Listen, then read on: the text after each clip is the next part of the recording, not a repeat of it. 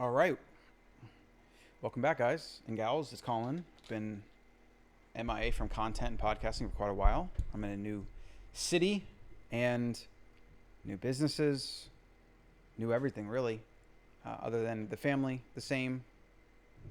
My person, the same for the most part.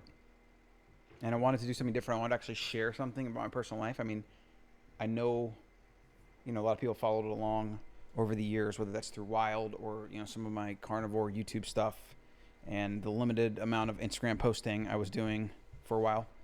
I don't talk about myself a whole lot, generally because, people care, but then part of them doesn't care. It's like, it has to be interesting or useful. And, sometimes in your own life, you don't think that it's very interesting or useful because it's just your life. You're hedonically adapted to it. But you see a lot of the best content creators talk about how just you share who you are, what you're doing. You talk about things you've done rather than come off as like preachy or tell people things they should do. So, might as well try it. I got to reactivate my content now that I've built some of these things and have these teams in place. Content's a high leverage activity that can bring more exposure to our brands and businesses, but also just, it's always what I've been most passionate about is just teaching people. And that just, like at the end of the day, doing that at least a little bit every day, to me, that'd be a good life at the end. Taught people, inspired them, motivated them, helped them. What else can you ask for, right? So I got my Notion here, and I'm actually going to share this a little bit, show you kind of my daily Notion process, which has been refined over the past few years. But now just Notion is a brain for my personal life and all my businesses. It's just absolutely incredible. Now, yeah, we'll wait for that. So, one, intro, it's been a while. Two, let's give the quick story, how we got here, okay? There's a going away party.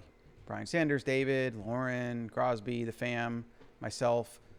Small group. I know more people, but, the past kind of year in Austin, I went a little bit more isolated, a little bit more with the fam and work.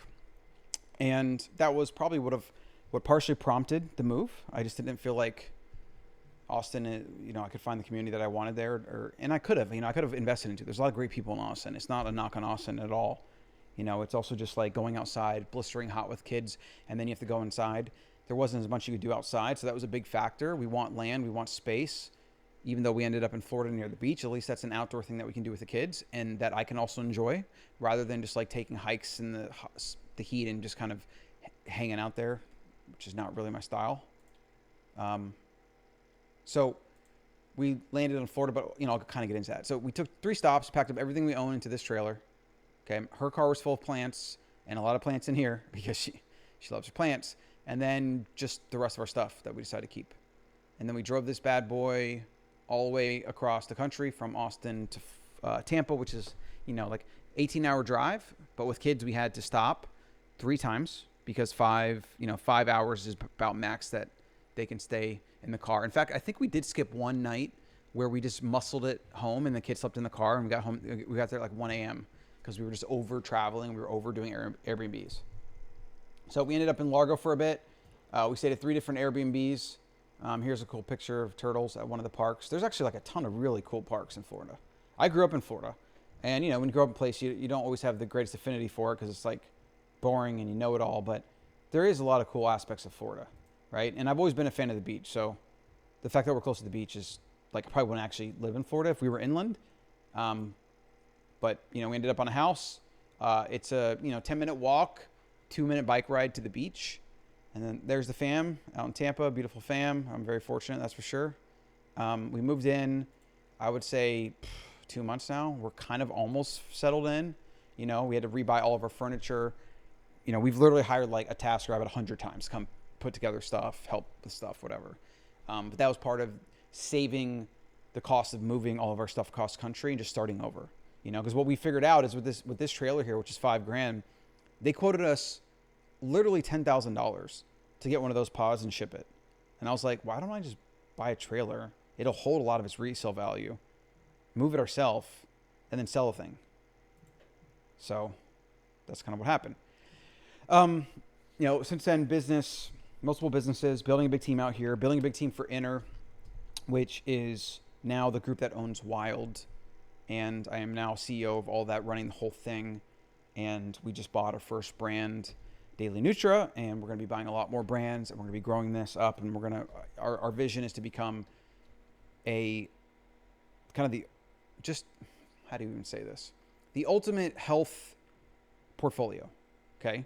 Brands that help people live better lives, and then also maybe services and some other things that can help brands that help people live better lives. So the mandate's pretty wide and it's pretty large, but it's exciting.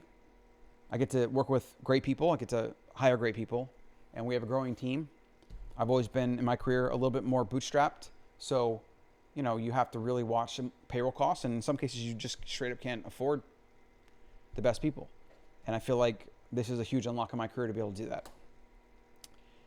I'm trying to think how deep to go into, you know, with business. We just got actually I will share. So we just got a big spot that we're going to build a creative studio out of. Let's see if I can drop this in here for you.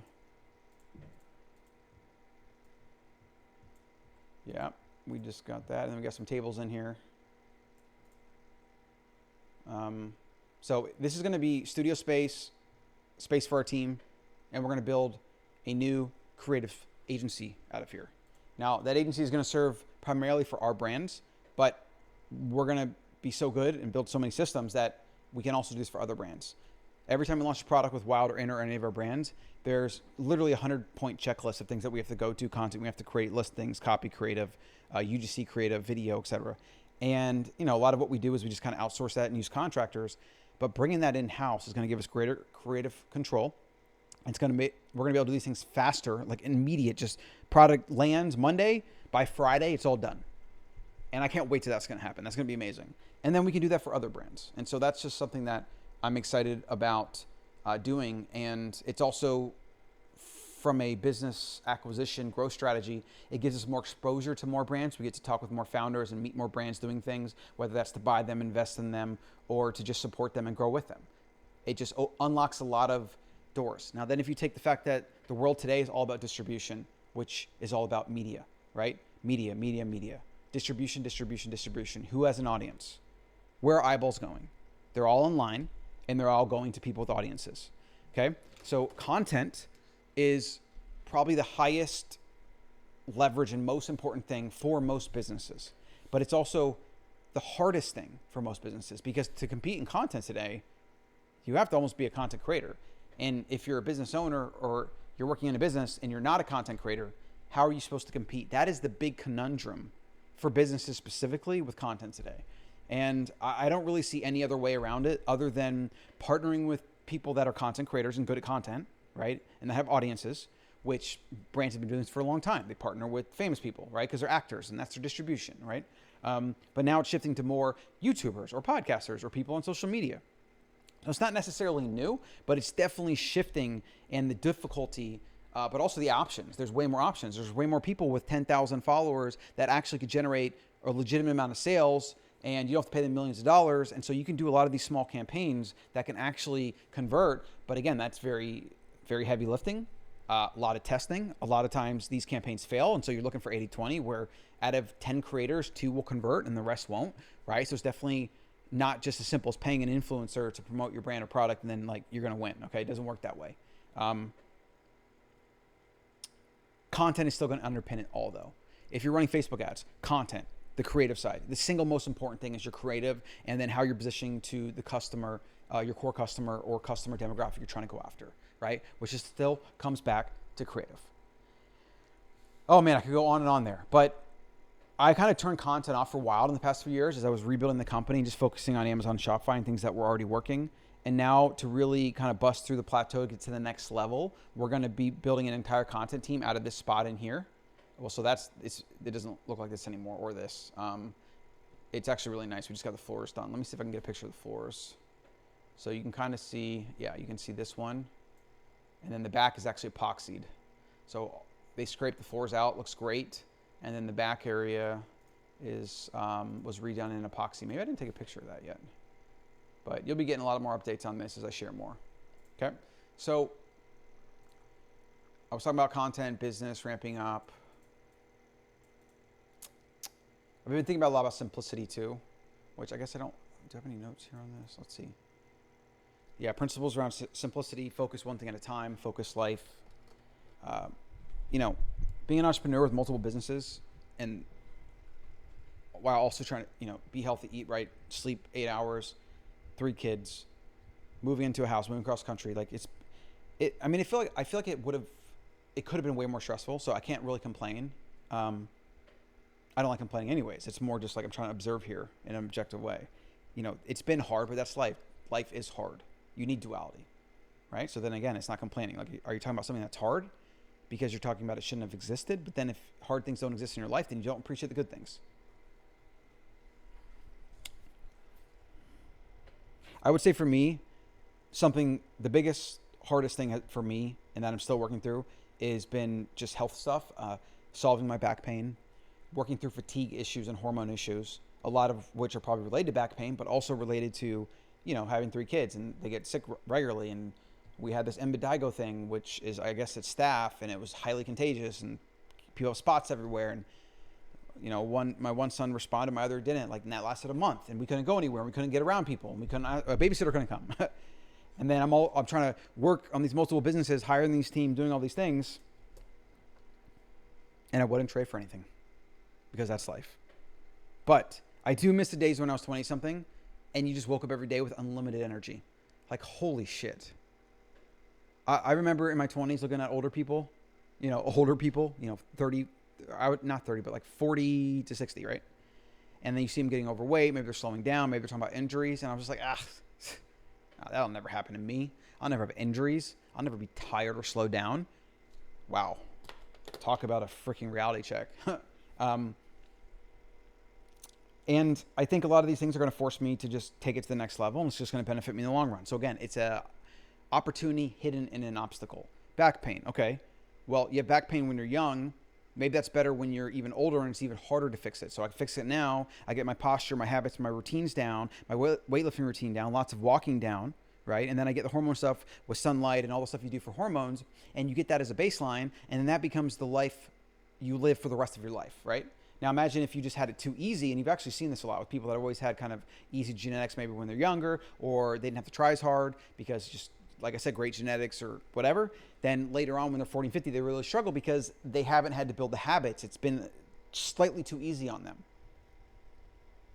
Yeah. So, you have to be grateful. And you got to look at it with a growth mindset. But it's still freaking hard. Man, it's hard. And the big thing I gotta resolve and add to my list is some kind of rest schedule. I'm hoping to, within the next year, we'll get a second home. We're thinking about the Carolinas because that was part of our original plan, was to go there and basically have a main home there. But then the business stuff in Tampa really took off, and we decided that it was just worth it to be here for a while. And this house that we're in now, what we'll probably do is like a snowbird setup or like a partial year setup, and we'll kind of come and go, and then rent the property out on kind of a short-term or medium-term rental basis. But that remains to be seen. We'll kind of have to figure that schedule out. Right now I have to be here. There's a lot going on, but as I standardize these things and put teams and systems in place, I always am able to remove myself more from the business and move more into a, work from anywhere type of system rather than a work somewhere and needed to be somewhere type of system. I've always run my businesses remotely. But generally when you're starting something newer, and especially when it has a physical presence and you're working with people in the team in person, you got to really get back to that, at least in the origin, like the first 6 months to 12 months. And then you build it out, and then you kind of let them off on their own, and then they do amazing things. And, so I'm very much back in that inner building or that starting building time and space again. So, I just want to throw it out there. Just email me anytime, guys, and gals, Colin at wildfoods.co. Anything I can help with, and it's .co, not .com. I hope you follow along with some of the newer stuff I'm going to be doing. I'm going to be talking a lot about simplicity and focus and first principles thinking. I'm going to be talking about some productivity stuff, some automation stuff, some system stuff. I'm working on a book or two. I'm not really sure. I mean, it needs to be one, really. I need to focus, but I have a couple book ideas floating around that I think are going to align with the things that I want to start sharing with the world again. And a lot of it is related to just simplifying in our current environment of complexity and overwhelm, simplifying your focus, controlling your focus and what you're doing, because your life is your focus, and kind of taking it away from the algorithms and big tech, right? Your life, if distracted, will be a worse life. and your life, if not distracted, if focused, if singular moments, one at a time, and you're living there as much as possible, your life's gonna be better. And that's just kind of like a base principle that we all know to be true. Like it's irrefutable, that statement. And so from it, it's the first principle of life. From that first principle, we build on top. Okay, and it flows all the way into everything we do, from spending time with our kids to using, social media, to whether you're working out, whether you're sitting on a plane, bus, on device, not on device, social media, not social media, maybe just lay down on the ground for 10 minutes and do nothing, which for a lot of people in today's world, they literally can't think of just sitting for 5 minutes, not being on a phone, like just that simple thing, right? And I know I'm digressing because I'm passionate about this stuff. But like I said, you can email me anytime, questions, feedback, whatever. I would love to talk to you and hear from you. And I'll be sharing more. I'm going to be putting up on my YouTube, and I'm going to be putting it on the Better Human podcast because I have that. Why not? I'll just keep adding to it. And then I'll get back on social soon. We're building out the new spot and building out the studio, so you'll probably start seeing me posting there. I got to build a system for that. I don't want to just go at it. But if you're at all curious about Notion, I just highly recommend getting in there. There's quite a learning curve. There is a learning curve because there's so much optionality with it, and you can kind of do unlimited things. But my basic system here, before I let you go, is a tomorrow, today. Okay, tomorrow and today, and focus. Focus is when I'm like the thing I'm working on right now. Okay, so like today, it's like these things here, and I just put this record thing here, and I just put a very simple, quick talking point script where I drop some images in, and it's easy for me to share with you. And then when I'm done, I can just archive it, right? I got my list for Innr today. I got some stuff I got to work on. I got a today list here as well. And then the idea here is that a lot of these things repeat. So my deep work stuff, that repeats every day. My today week stuff is where I keep kind of the businesses and the stuff I'm working on here. If there's a project that I want to work on, I keep it in the today. And at the end of every day, I'm dragging this into tomorrow, okay, right? And then when tomorrow's empty, starting tomorrow, what I'll do is I'll take all this in, I drop it in today. And it's kind of an inbox tickler daily system where I'm going to this every day. And some of these cards can expand out forever too. Like you can go stuff inside of stuff. And that's part of the awesomeness of Notion, but also part of the hard part of Notion because there's so much optionality that it's easy to get overwhelmed and it's easy to over-engineer stuff, and like this system has changed a little bit. Like I have my goals at the top. I got kind of a thinking area. I got my teams and businesses, main stuff that I'm managing as kind of a reference area for stuff. And then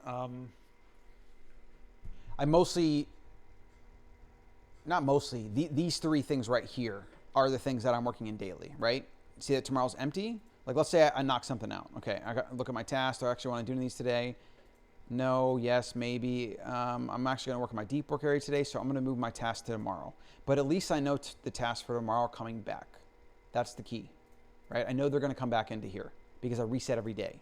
So my personal thing, I don't hit it every day. It's one of those things that like it's the end of the day, I come home, I don't really want to get back in Notion, but my personal list is here. I haven't really found the best personal system because Notion is more business during the day, and maybe I need a separate system somewhere for my personal stuff. And what I end up using is just Apple Notes, but they just grow and grow and grow, and it gets hard to track that and actually accomplish things. And so that's just something I'm working through, and it's all part of that process of building kind of your personal routine. Now, my next phase is probably to just hand this off to an EA or a personal assistant. I'm thinking about doing somebody in person because I would normally just do somebody remote. Like I have a whole team, great people in the Philippines. I could easily get an EA tomorrow, but I think I want to just have somebody here. Although I don't know, maybe I don't need that. If they're managing my personal list, if they're sending me reminders, keeping me updated. That's actually a good point. That's a good point. So here's actually a perfect example of how this works. So let's say today is my inbox, right? I put that there. I know that at the end of the day, it's coming back tomorrow because at the end of the day, all these things will have been moved into tomorrow, right? And because here's the biggest thing with lists. The biggest thing with lists and productivity and checklists and apps and whatever is if you don't have a centralized place to come back to it that's repeatable every day so that you understand like what you're getting into, how it works, whatever, then stuff just grows and grows and grows. And every added thing that you add to that kind of lack of a system really makes the system itself harder to use. And so everything you add to that system makes it more likely to break down. And then once it breaks down, one day you just look at everything, you're like, I can't handle this, and you delete all of it and you just give up, right? So that's why something like this is kind of a foundation. You know, you have your today, you have your tomorrow, and you just move things up and down based on that. And then you know they're going to come back. A really, really good system that this is kind of based on is the Tickler. Tickler was made popular by David Allen getting things done. It was a folder system. We actually have a digital tickler where you could have every day of the month. That's actually a really good system too. You could use that for your entire productivity routine. But basically it is that on the day of the week or day of the month, I should say, you just open the folder and whatever's in there, you process. You either do it or you delete it or you delegate it. So like, let's say it's pay this bill. So it's right there, pay the bill. Move it now to the next month. So it'll come back on the 13th on the next month. Okay. Or you move it, let's say you don't want to do it right now. You move it to the 20th and it's the 12th. If you move it to the 20th, you know that on the 20th, you're going to see that thing, right? You can also use Boomerang, Google Calendar reminders. There's a lot of ways to do this, but it's the base idea is that if it doesn't come back to you automatically, and if it's just like, oh, it's in my brain or it's on some list somewhere, it will get lost. That's the core thing you're trying to solve. Okay. Yeah, I'm feeling that's a good kind of like, welcome back to podcasting. Welcome back to YouTube. Drop a comment, you know, want me to share more of this, expand on something, any ideas, let me know. Would love to learn about you. I want to, this time around, my kind of content journey, I want to really understand who's getting value out of my content. Like, I want you to tell me what it is, what kind of content you want to see, what kind of problems can I maybe help you solve? How can I help you live a better life? And then what do you do for a living? What are you interested in? What do you buy? Like, I want the most hardcore audience analytics you've ever seen, right? And you're only going to know better than anybody. So you can always share with me in the comments. I read every single one, and shoot me an email. Colin@wildfoods.co. Yeah, it's fun. I enjoy it. I enjoy this. It's good to be back. Hopefully I will see you soon.